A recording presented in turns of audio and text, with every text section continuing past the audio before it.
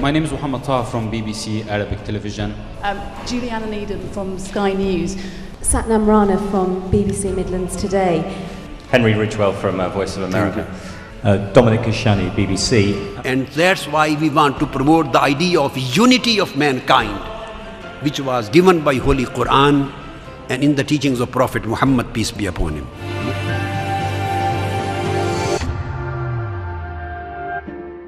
Maybe Bin Laden or Al-Qaeda. My life is not in the hands of those people. My life is in the hand of my Lord. Tackling extremism, the primary aim of Dr. Mohammed Tahir Al-Qadri. The cleric from Pakistan issued a fatwa, a religious ruling denouncing terrorism earlier this year. Today, he came to spread his message at Warwick University. Overall aim of this event is basically de-radicalization of youth and spiritualization of youth, to present them the moderate, peaceful vision of Islam. And that's the message on board this bus. Husband and wife Yasmin and Hassan Hussein from Warsaw are students. They're the youth that this event is reaching out to. And inside this so-called anti-radicalization bus, literature and information to take out into communities and mosques. When they see kind of wars in Afghanistan, wars in Iraq, and if they do come across people who have this radical thinking, it's really easy for them to kind of get, brainwashed and go on that path.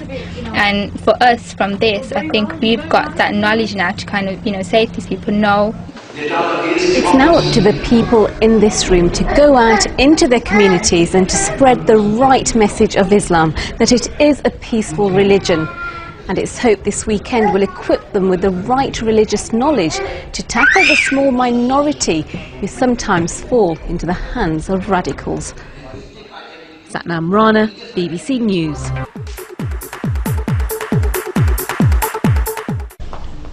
Sheikh Mohammed Tahir Al-Qadri takes the stage to a packed auditorium, preaching peace and love, also tolerance, but not for radical extremists. They become extremists, they become terrorists, they become violent, they become militant.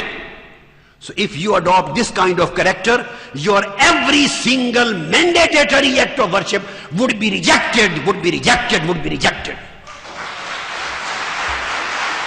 I'm trying to spiritualize you so that every single person of you may become de-radicalized.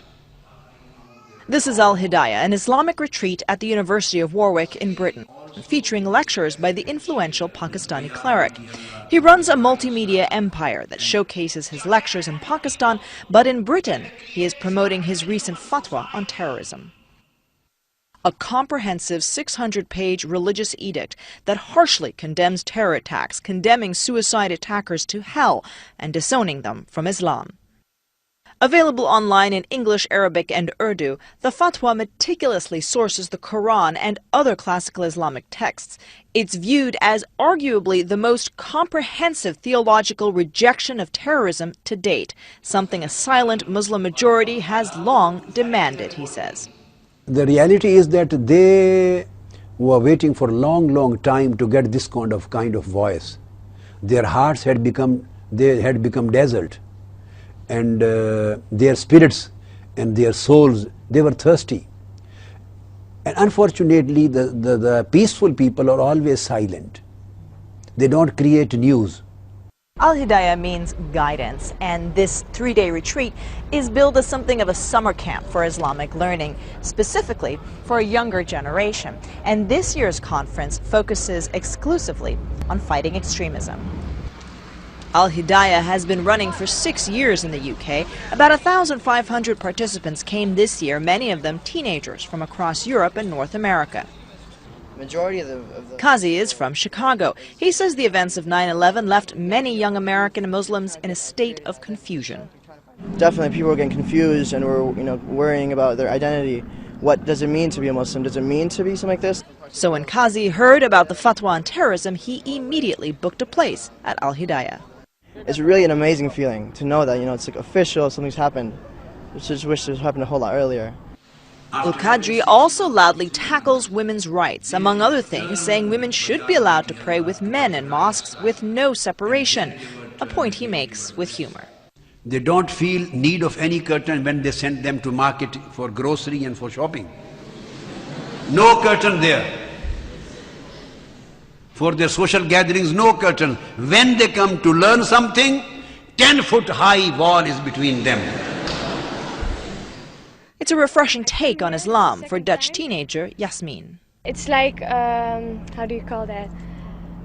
A place of being home, returning back home. So if I see all those people, the boys, girls, everyone with their Islamic clothes, it makes me happy. And in Holland, I miss that feeling. Yes, you really missed something last year because one of the lectures was about women's rights. I cried for like 2 hours on a row. Next year, Al Hidayah will be in London and is expecting more than 5,000 participants. Evidence perhaps that Al-Qadri's message is spreading. Atika Schubert, CNN, Coventry, England. Dans l'auditorium, comme à la prière, hommes et femmes sont séparés. Pour eux, Tahir Ul-Qadri, éminent érudit pakistanais, est un guide spirituel. Mais ses propos sont sans ambiguïté. Les préceptes religieux ne doivent pas empêcher les musulmans d'être des citoyens comme les autres. Ces pays qui protègent votre vie et vos richesses et votre honneur doivent obligatoirement être considérés comme Darul Aman ou monde de paix. Depuis le 11 septembre et les attentats à la bombe de Londres en juillet 2005, la communauté musulmane subit une assimilation partielle avec les terroristes en Occident. Mais Tahir Ul-Qadri a condamné ces actes et publié en mars 2010 une fatwa qui ostracise les poseurs de bombes.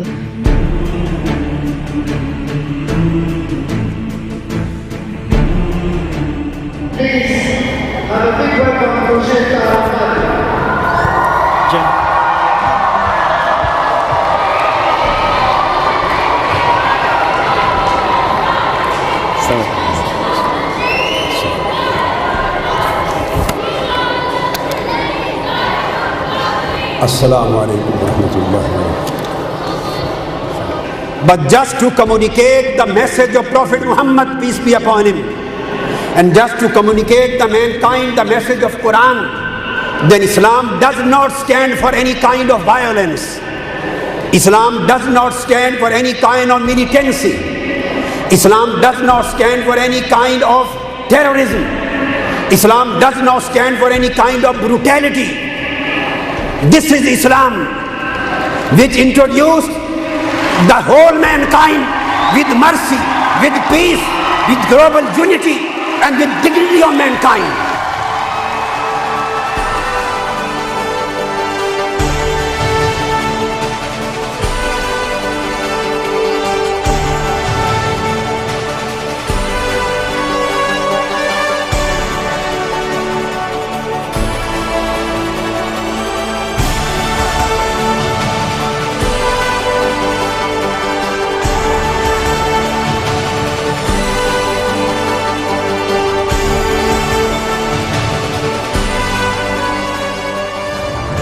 Ce matin-là, Saklein a pris le volant d'une camionnette remplie de livres et de DVD.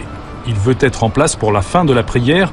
Il appartient à un groupe qui milite pour la modération et prêche la paix entre les cultures et les religions.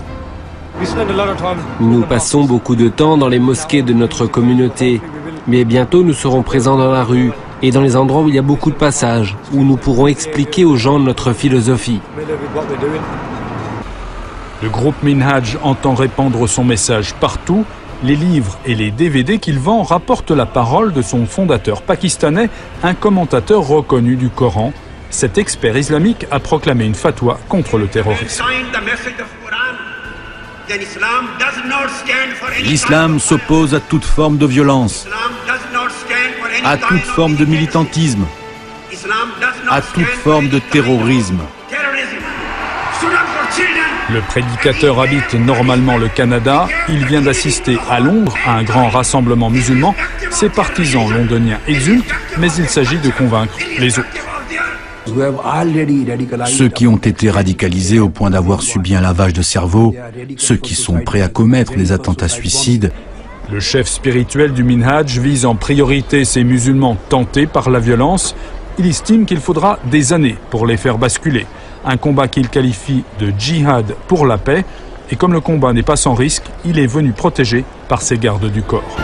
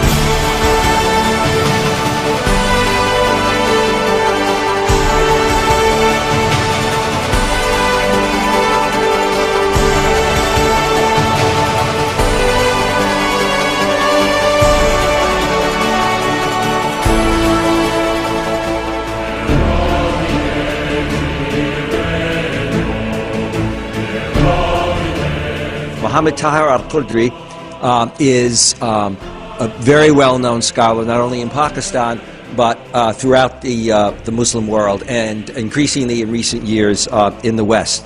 Where the Muslims, the Jews, the Christians and other religions, all of those religions should pray, should live in their mosque, temple, synagogue and church under the same roof, and they should sit there in a joint council to give a message of peace to whole mankind together.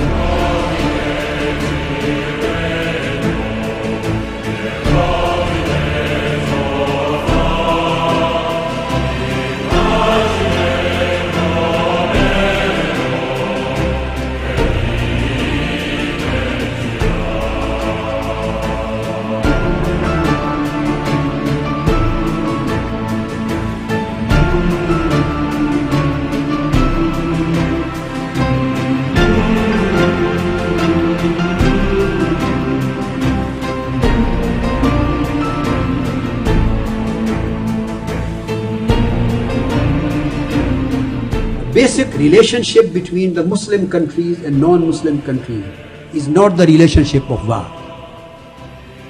It is the relationship of neutrality. Whole world, originally, on the basic original relationship with Muslim countries are neutral countries.